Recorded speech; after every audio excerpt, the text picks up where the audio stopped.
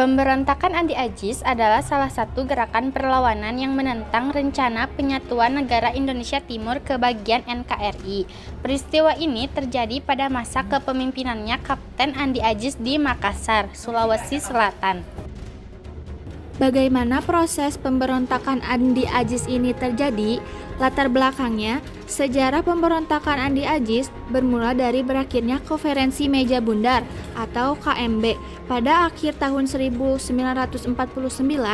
Pada konferensi itu, KNIL dibubarkan dan Negara Indonesia Timur atau NIT disahkan sebagai bagian dari Republik Indonesia Serikat atau RIS. Keputusan tersebut kemudian ditentang oleh Andi Agis yang gak setuju kalau NIT bergabung dengan RIS. Sejak awal, Andi Agis menginginkan Indonesia menjadi negara federasi. Dengan begitu, seluruh negara bagian menjadi bagian dari RIS. Apalagi, sisa tentara KNIL diminta bergabung dengan TNI di bawah Angkatan Perang Republik Indonesia Serikat atau biasa disebut APRIS. Menurut Andi Agis, APRIS merupakan biang kerok dari permasalahan gejolak politik yang sedang terjadi di NIT. Hal tersebut juga mengakibatkan keributan dan membagi rakyat NIT ke dalam dua golongan, yaitu golongan unitaris atau pro-Republik Indonesia dan golongan federalis atau pro-NIT. Perselisihan kedua golongan tersebut menjadi semakin memanas, sampai-sampai sisa tentara KNIL yang bertugas di NIT harus turun tangan untuk mengamankan persoalan ini. Pemerintahan RIS kemudian mengirimkan sekitar 900 tentara APRIS yang berasal dari TNI di bawah pimpinan Mayor Hafi Worang. Setibanya APRIS di Makassar, KNIL langsung menolak seakan berkata, "Loh, ini permasalahan NIT, kenapa kalian repot-repot ke sini?" Tidak mau kalah, APRIS juga berargumen jika mereka mempunyai wewenang untuk mengamankan perselisihan di NIT. Akibat kejadian tersebut, pemberontakan KNIL yang dipimpin oleh Andi Agis pun dimulai. Jadi, kesimpulan latar belakang pemberontakan Andi Agis ini dilatar belakangi oleh konflik militer ketika Andi Agis menolak adanya pelemburan antara KNIL dan TNI ke dalam APRIS. Selain itu, pemberontakan ini juga dilatar belakangi oleh tindakan Andi Agis yang ingin mempertahankan negara Indonesia Timur. Alur pemberontakan Andi Agis. Pemberontakan Andi Agis dimulai pada tanggal 5 April 1950 pukul 5 pagi. Saat itu, pasukan KNIL yang dipimpin oleh Andi Agis langsung menyerbu markas APRIS yang berada di Makassar. Pasukan KNIL yang dipimpin oleh Andi Agis ini diberi nama pasukan bebas.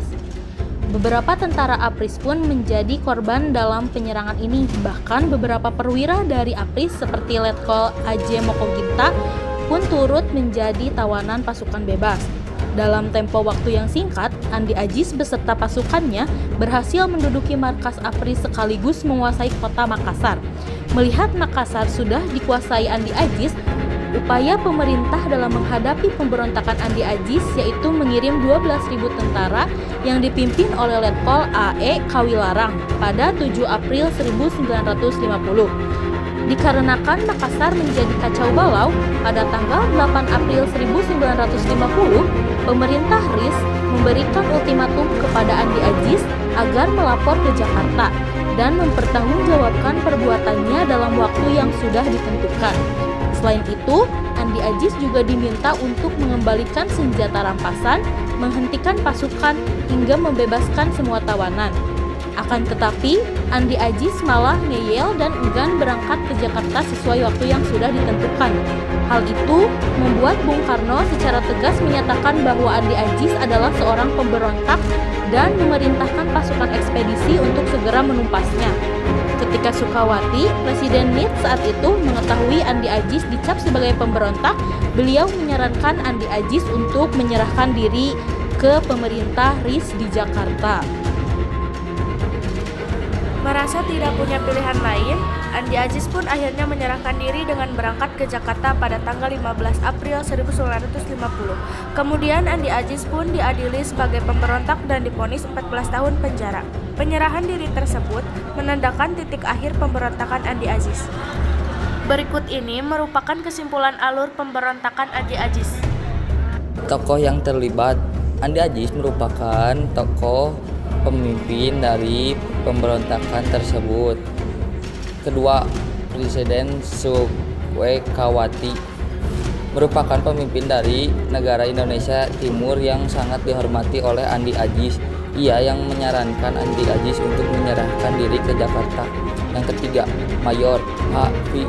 Worang, pemimpin pasukan APRIS yang diutus oleh pemerintah RIS untuk menangani konflik internal di NIT antara golongan unitaris dan golongan federalis. Yang keempat, Letkol A.E. Kawilarang. Ia merupakan pasukan ekspedisi yang menumpas pemberontakan Andi Aziz. Letkol Kawilarang merupakan memimpin sebanyak 2.000 pasukan. Yang kelima, Presiden Soekarno. Soekarno menjabat sebagai Presiden RIS pada saat itu. Dalam peristiwa pemberontakan ini, ia yang menyatakan bahwa Andi Aziz adalah pengkhianat yang harus ditumpaskan.